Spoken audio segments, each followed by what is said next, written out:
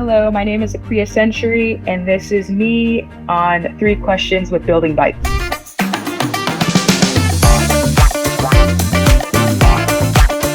What do you find most exciting about the future of remote work? The most exciting thing about the future of remote work is that the future is now. I'm really excited for people to enjoy borderless nature that remote work offers and to live and work where and when they feel most productive and inspired.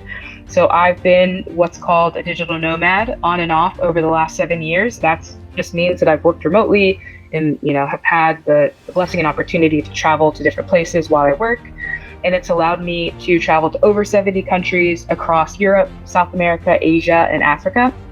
And I've learned firsthand how such an environment and such movement can help inspire work.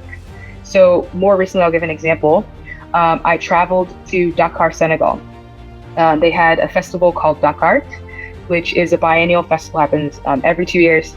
And it aims to kind of put African art on the map and like really expose it in such a great way. So there was this art gallery that I actually went to at a social club called The Third. Wow. And I found out that the social club was women owned. It was a women focused space. You could tell by the decoration and the vibe of it. And they also function as a co-working space. So I was like, oh, okay, great. I'm going to be working during this time, so let me check it out. So the next several days I came in and spent time working at The Third in Dakar and met some of the local women, got to hear more of their stories, what they're building, what they're doing. A lot of them were in the tech space. And got to learn from them. I couldn't speak with all of them because I don't speak Wolof, which is the native language there in Senegal, and then I don't speak French. So those who could speak English, we could connect. But such an experience that opened my mind to how important just a simple concept of like a social club or like a community or like a third space is for bringing like-minded people together. And I think the more you travel and see these different places and learn from these different people, you get such an inspiring sense of the ecosystems and how to improve and how to be different. The second question would be, how has your global travel shaped your leadership approach in tech? Yes, so I'll say to start travel has definitely taught me how to adapt to different situations quickly, and also the importance of community, as I mentioned. So I'm truly able to just like pick up, move, integrate into almost any environment. And as I like to say, I bloom wherever I'm planted. But a key characteristic of leadership that I took notice of, I should say, is that a leader is someone who's able to help make those around them successful. And I'm going to reference Cape Town, South Africa again, because I can't speak highly enough about my time there, but I got to see this firsthand while I stayed there for several weeks in 2019 through a contact at Mest Africa, which for those listening, it's a company that offers training and seed funding and incubation for startups. I was invited to a local tech meetup. So it was very informal, just over coffee at a local cafe called Grind for Truth. And it was literally a bunch of tables strewn around with chairs. People were joining different tables labeled with little tech discussion points.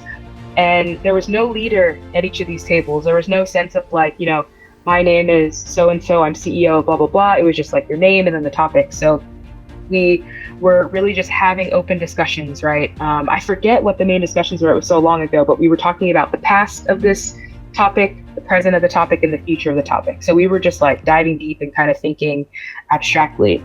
And what I remember about that experience, again, besides the topic, is that everyone had something to say. Everyone was valuing everyone's contributions. And afterwards, people were connecting. They were finding ways to leverage each other's expertise. So someone even approached me and asked for marketing and sales advice. I was like flattered, but I was like, yes, I'm happy to help you. I'm happy to chat more. So I was really taking notes at how quickly and eagerly people were able to kind of mix and mingle in this ecosystem. And so it reinforced for me that a great leader, it's not about a title or taking charge, right? Having control. It's about really creating an environment where everyone feels empowered to contribute, to collaborate, and succeed. And of course, the funny thing about this is I probably could have learned this anywhere. I could have learned it back home in Texas. I could have learned it, here in Ghana, but It just so happened that on a Tuesday morning at a coffee shop in Cape Town, that's where the lesson came. And the third question, what advice would you give companies looking to adopt an agile approach to hiring? I would tell companies looking to adopt an agile approach to hiring to not delay, right? Go ahead and embrace the idea of global talent pools. Almost 30% of technical talent on the continent of Africa are already, actually it's over 30%, are already working remotely for companies based outside of their country. So that is already happening. So go ahead and embrace it. Embrace as well the types of tools and platforms that are helping you streamline hiring. Of course, Andela is one of those options. And look and see ways that you can quickly scale up your team and quickly build a resilient team, not just a team that you're able to pull someone in and hire them quickly. Great. It's like, no, how do you build that long-term resilient team? So think about how an agile approach can really improve your workforce planning. Thank you very much. Thank you.